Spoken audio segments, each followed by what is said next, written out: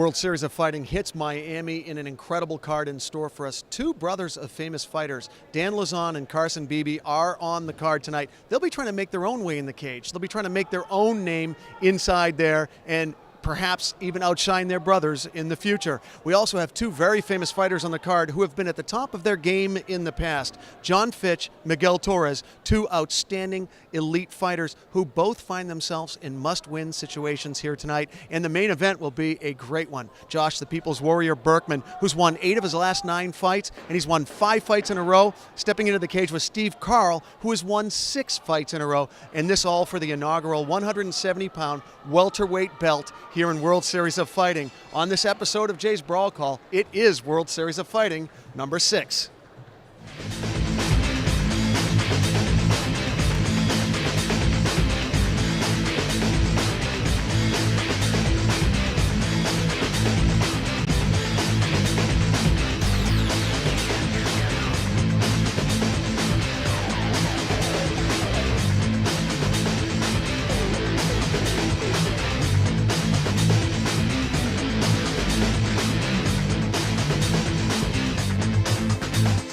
We're here with Ray Sefo, the president of World Series of Fighting, and I was just telling Ray off camera before we lit up that what a card you put on here tonight here in Florida.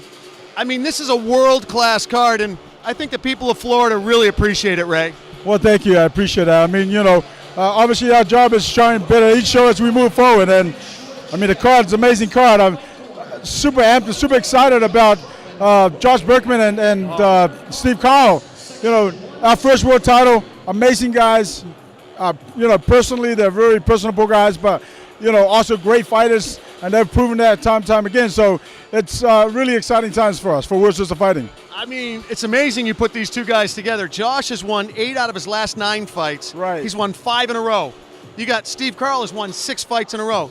These guys deserve to go for your inaugural belt. Absolutely, I totally agree. Josh says from the beginning, you know, in a few interviews, the first 30 years of his life was for himself. This next 30 years of his life for his family. And, I mean, he's shown that in the cage. He's amazingly improved so much from his first fight for World Series of Fighting to, you know, beating John Fitch in his last. So that's truly amazing. And Steve Carl comes out and wins a submission by the first round. So, you know, amazing. And I'm excited for the guys.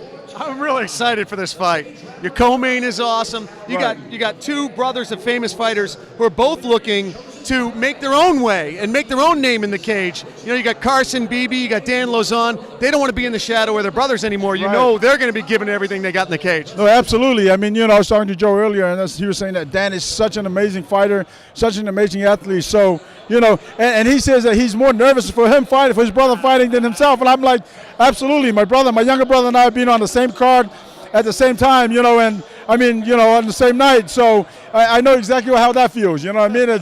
But yeah, Dan himself is a great fighter. Joe is a great fighter. So I think we expect another good fight for those guys. You know, Dan Lauzon's facing Justin Cagey, who's an amazing fighter himself. 9 wins, undefeated. It's truly amazing how the sport's evolved so much that he's this wrestler and he's won by either submission or knockout. Isn't that crazy?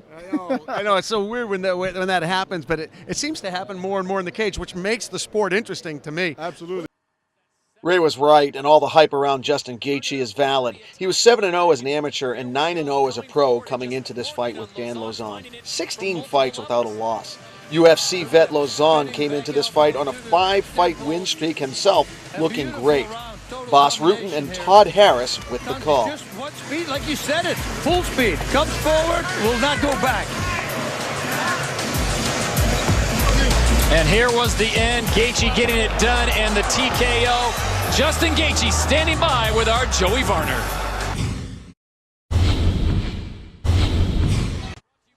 A lot on the line for bantamweights Carson Beebe and Marlon Moraes. Moraes enters the cage with a 5-fight winning streak under his belt, and Beebe had won 8 of his last 9 fights. We pick up the action with Todd Harris, Boss Rutan, and Joey But this Varner. good.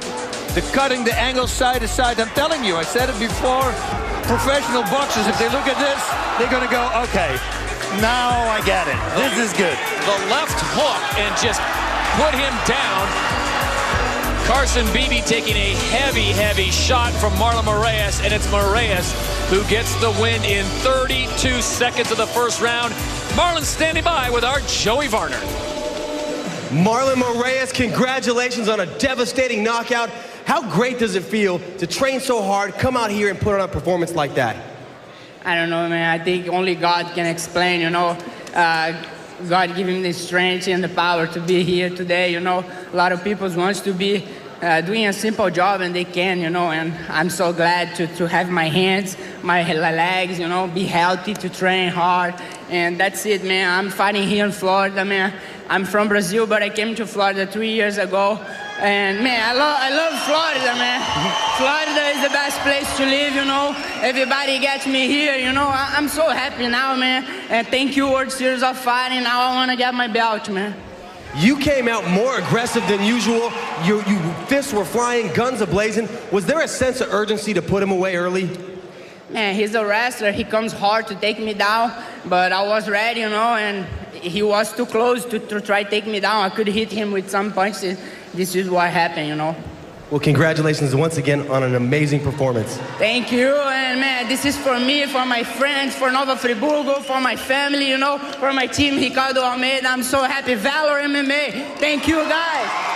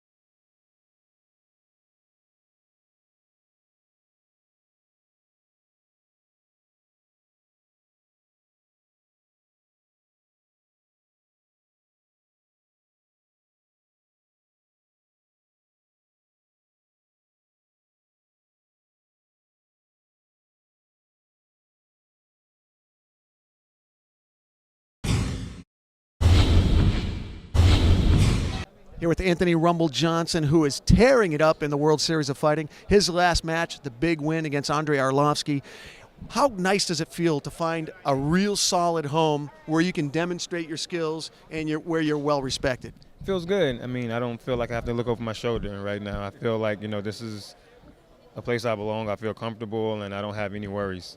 Yeah, it's a great promotion. They're really bringing it. I mean, this card tonight is really compelling. A great main event with Berkman and Carl. How does the heavyweight division look like? What kind of conversations have you had about where you stand in the division and who you might be facing next in the heavyweight division? Well, I only fought heavyweight that one fight. Okay. I'm not a heavyweight, but if they ask me to fight heavyweight, I'll do it, of course. But my next fight is against Mike Howell at 205 in December 7th in Vancouver. It's funny, I was sitting here with my crew and we were watching you talk to some of your friends and we're looking at them. I'm like, light heavy or heavy? Light heavy or heavy? We're trying to figure it out. We looked at your back and we compared you to Jason, and I said, how much do you weigh, Jason? He said 240. And I said, okay, then Anthony's definitely a heavyweight. How hard is a cut once you go up? What do you weigh? What do you walk around at? I'm 235 right now. Okay.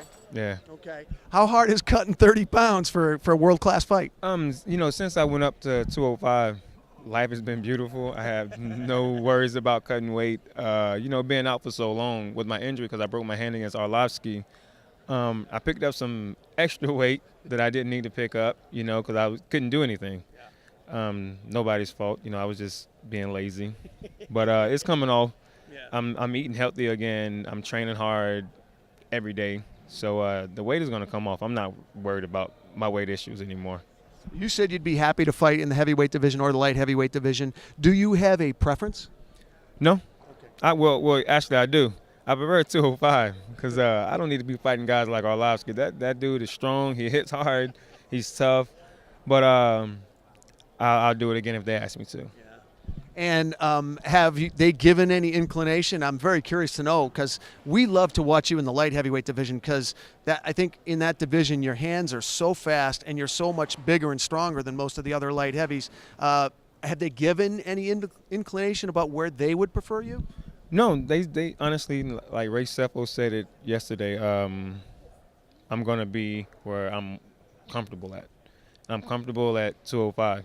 You know, I mean, fighting at heavyweight was cool because I got to, you know, not be too strict on my diet, but strict enough. But getting down to 205, I got to eat clean. I got to do a ton of cardio still, you know, just to make sure everything is working on all cylinders. So I just prefer 205. It's just, I feel better because, you know, like I said, I get to eat a lot healthier doing that. I hate to make this program not evergreen, but I am going to put I want to get your opinion on the main event tonight. It's a welterweight belt, and I believe it's the inaugural belt for WSOF. First time they're putting a belt up, and it's a real compelling with Steve Carl and Josh Berkman. Both guys, Berkman I think he's won 8 of his last 9 fights, 5 in a row. Carl's won 6 in a row. Who do you like in that welterweight matchup? Both guys are extremely tough. I don't know much about Steve Carl. I mean, he's fighting for a title, so obviously he worked for it. So that alone, he has my respect. With that, Berkman is my boy. So, you know, I kind of have a loyalty thing going on. But this is fighting, you know, so I know how Berkman fights. And I really know how Steve Carl fights. So I can't really say what's going to happen, but I think Berkman's going to win. He's a vet. He's been in it for a long time. I remember watching him on the show, The Ultimate Fighter, and now I'm fighting with him with the same organization. I mean, I'm gonna still give it to Berkman just because he's scrappy. He's scrappy, you know. Smart fighter, yeah, he's scrappy. He's exactly. I was going to say he's calm, he's cool, he's relaxed. Yeah. You know, he knows what to do. Yeah. You know, he proved that his last fight with Fitch, which shocked everybody. Yeah. You know, yeah. I knew it can go either way, but I didn't think it was going to go down that way. Yeah. So, but I think Josh is going to do his thing. He's been dreaming of this for a long time. He's been preparing for this opportunity for a long time, regardless of what organization it was with. So I don't think he's going to let this slip through his fingers. Well, I'm confident in saying that the folks at home cannot wait to see you in the cage again, Anthony. You've never had a boring fight. Anthony Rumble Johnson, all I can say is I'm glad I'm not Mike Kyle right now. This guy is serious and such a pleasure to watch. Thanks for being with us. Thank you so much. John Fitch found himself in a must-win situation, coming off back-to-back losses to Damian Maia and Josh Berkman.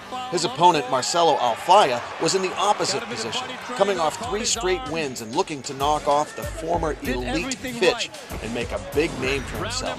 Alfaya had everything to win and nothing to lose. And Alfaya weathered it, and then he started to get after it, but it was John Fitch early, clearly in the first minute and a half. Yes, and I think he was going very strong. Look how he escapes here. We have another one that he escaped the back door. Look at that uppercut landing really hard. And the third and final round, I say this one is all John Fitch. It was everything he hit was almost connected. Look at that uppercut left hook, those punches. Yeah, so I didn't see the split decision. And we send it inside the cage. Joey Varner has our winner. John Fitch, congratulations on your victory. It was a back-and-forth battle. When that bell rang to end the fight, how confident were you that you did enough to get the decision? I was fairly confident I did enough. I did a lot of damage, a lot of striking, a lot of stuff on top. He was able to control a lot of positions on me, which I wasn't expecting because he was really strong. But, you know, I don't think that was enough to win a fight. He did a great job of controlling the positions. He also did a great job at taking you down. Were you surprised at his wrestling? A little bit. I mean, he was so strong against the fence. I couldn't I couldn't make the room I needed to get away and escape. Tonight in the main event, first ever World Series of Fighting welterweight title on the line. Who do you like, Berkman or Carl? Man, it's tough to pick, but I gotta pull for Berkman because I want that rematch and I want to do it for the belt. Awesome. Well, once again, congratulations on your victory. Thank you very much. Thanks for having me, guys. Love you, Miami.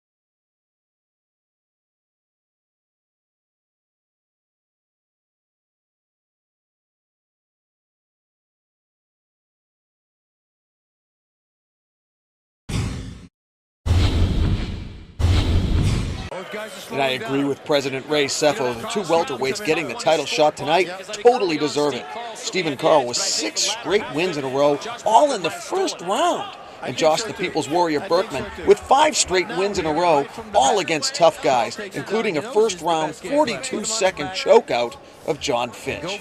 We pick up the action with Todd Harris and El Guapo. Oh, he missed it.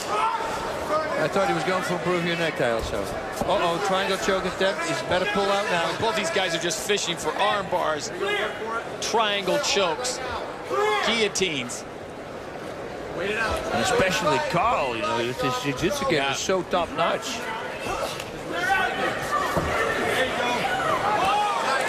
He's got pretty good Submissions. Is it in? That's it. Is that it? Yeah, That's it. That is it. Oh! Whoa. You know, I was just looking on my paper to see how many submission victories he had. 15. This makes it 16. And I just didn't see it slip in.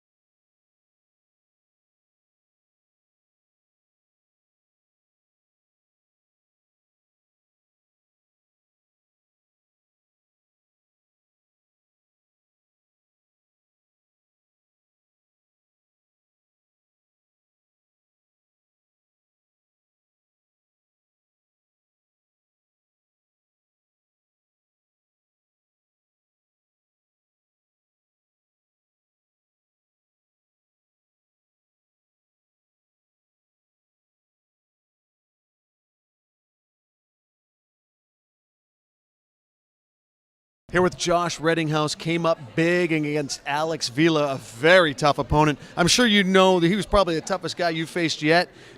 You've got to feel really happy with the win. Very happy. Definitely the toughest guy I've ever fought. I was expecting to win. I didn't come all the way to Florida to lose, so it's not, I expected it. There was a lot of good back and forth. He's known as very tough on the ground. You were real flashy on your feet. You had some real good movement, good head movement, great kicks. Do you attribute your stand-up game as to what gave you the edge in the decision? Most definitely. That's what I was looking for coming into the fight. I was looking to shut down his takedowns. I told people don't sleep on my wrestling either. I said don't be surprised if you see him on his back. I put him on his back once. But the game was to outstrike him, stuff his takedowns. I was looking to put him away, wasn't able to, but a win's a win, and I'm still happy. I got a personal phone call from Brian Hallquist at Cage Sport up in Seattle. He wanted to wish you congratulations. He knew I was covering the fight, and he wanted to send out a special shout-out to you. You're a longtime veteran of Cage Sport, and he was so psyched to find out about your win. Awesome. Thanks, Brian. He's a great guy. Gave me the chance to fight on Cage Sport, gave me publicity, gave me great opponents to build my career on. And, I love Cage Sport. I'll be there in attendance. I'll be there cornering my guys. And, yeah, it was awesome. I know he's going to want to try to snag you back. Now, unfortunately, Brian, you're probably going to have to up the ante a little bit financially with this big win for Josh. But we're really glad to have you come out and support Cage Sport. I know they have big plans. I think they got between 12 and 16 fights scheduled for next year. So they're really bringing it in the MMA space, and we know we'll see you cage side. Definitely, yeah. Brian's doing big things up in Washington. I've always said it's the best promotion in Washington.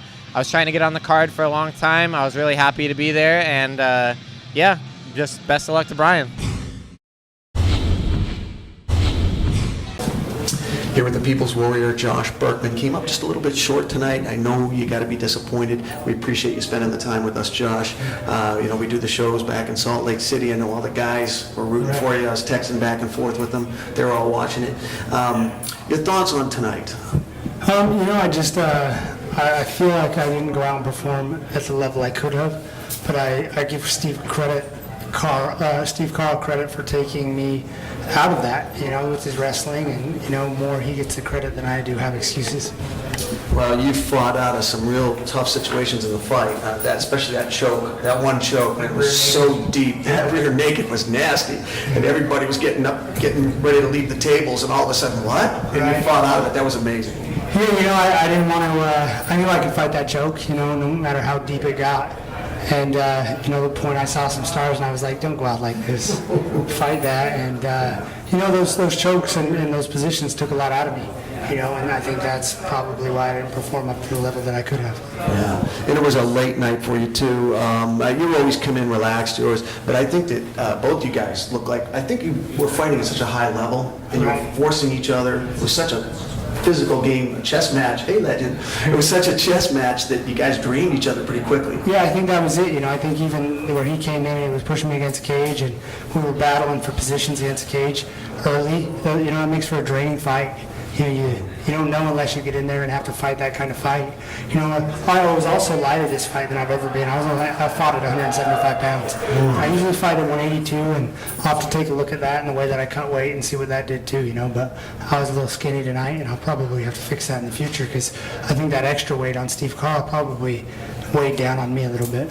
He did look substantially bigger out there. Yeah, and I wanted, because of the 5-round fight, I wanted to be a little lighter, but my weight just didn't come back on after weigh-ins, and there's a lot of things that I can be better prepared for in the future that I made mistakes in this fight. But again, no credit taken away from Steve Carl. Yeah. He won this fight. He deserves to be the champ. Well, gracious in victory and gracious in defeat, as always, the People's Warrior, Josh Berkman. Thanks for being with us. Yeah, thanks for having me. Sorry, guys, but I'll be back better than ever. Here with a very happy Steve Carl, coming up big tonight, winning the inaugural 170 belt. You've got to be thrilled. I know Iowa is rejoicing right now. It was a war, a lot of back and forth. You almost had that choke on him. I can't believe he fought that off. Were you disappointed at all when he fought that one off? Because that was sunk in.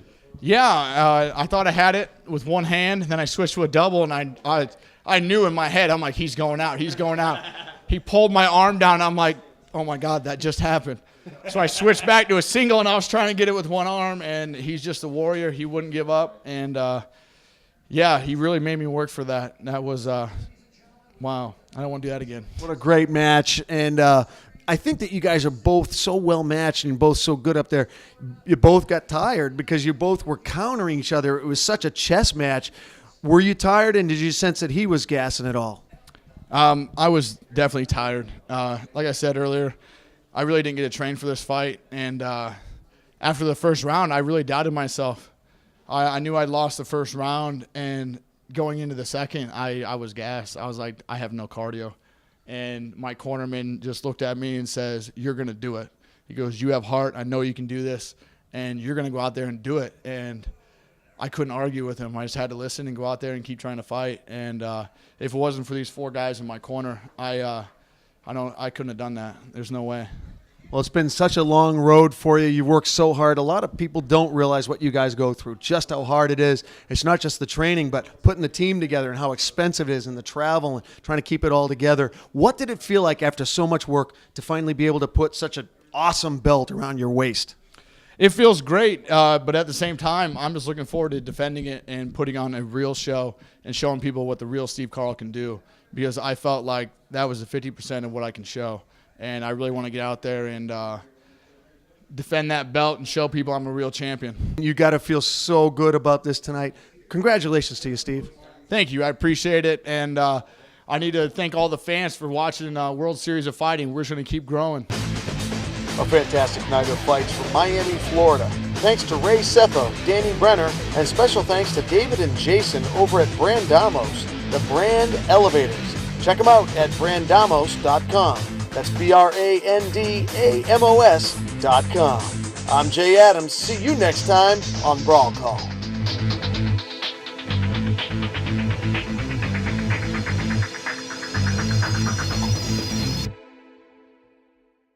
I'm Mitrione, and you're watching Jay's Brawl Call.